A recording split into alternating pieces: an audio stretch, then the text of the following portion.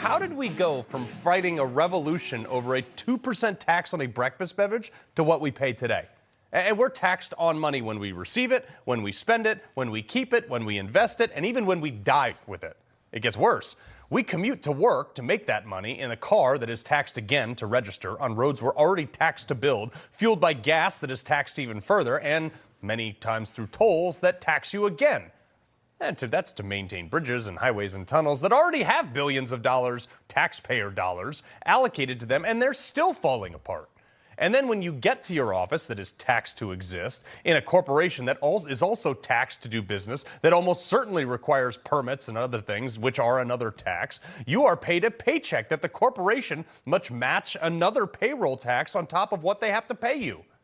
Then you go to a home of which you are taxed to own every single year that we bought with money that the government already taxed us on. Oh, by the way, the more money you make and the more you pay in taxes warrants the government taking more and even higher percentages of your money. Now, if you're angry, hold that thought. Our federal tax code is 2,600 pages, 400 pages longer than the unabridged version of the Webster Dictionary. But if you read that tax law cover to cover and you did your taxes solely based on that, you'd probably go to jail. Why? Because that does not include the over 9,000 pages of additional IRS regulations that were never passed into law, but rather written by some bureaucrat sitting in his office that we still have to abide by. Congress never passed that. But hold up. Because if you somehow misinterpret, forget about, or miss just one aspect of any of those nearly 5 million words in those documents, you might need to defend yourself in an audit. Your lawyer, your accountant, maybe even you, might have to review an additional 70,000 pages of tax law and precedent pertaining to any other part of the words that you may have honestly just missed. Oh, by the way, this doesn't even include state and municipal taxes either. What's even crazier, the IRS has the authority to claim you did something wrong, audit you, internally adjudicate your defense that you don't get to be present for, and can unilaterally decide to reach into your bank account and take your money, or put liens on your home or your business without even going in front of a judge or getting a warrant. So much for of, by, and for the people. We revolted on a tax on tea 250 years ago. Our founding fathers are rolling in their graves right now.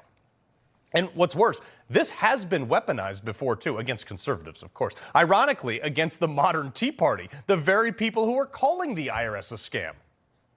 But it wasn't always like this. In fact, in 1895, the Supreme Court ruled any federal taxes against its citizens were unconstitutional.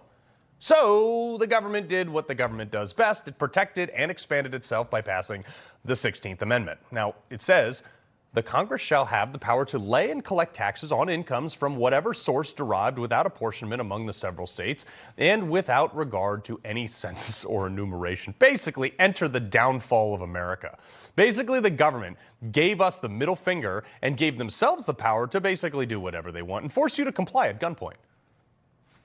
I'm about to explain to you why you should never give the government a fraction of an inch, because once the government does something, it never goes away and it only grows. Reagan warned us about this.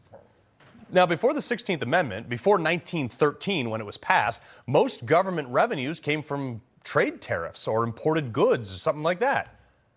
The 16th Amendment changed the calculation of taxes to individuals rather than to the states, because the states paid taxes to the federal government based on population after they levied them against its residents prior to that.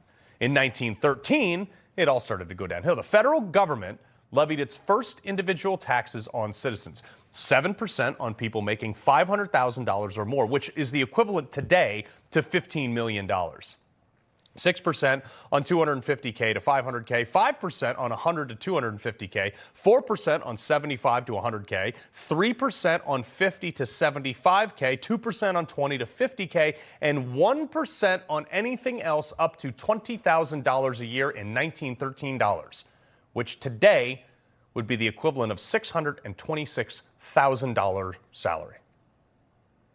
And nearly every year, they tacked on more and more and more, and then more, and then a little bit more, and then a lot more, with top tax rates over the years hitting sometimes 90% at one time. Imagine today, though, if you only had to pay a 1% federal tax rate on a $626,000 salary. Wouldn't that be nice? You know what someone taking home that paycheck pays today? Well, at least in 2021? 37%. Today, if you made $626,000 right out the gate, $230,620 of your paycheck goes right out the door to Uncle Sam.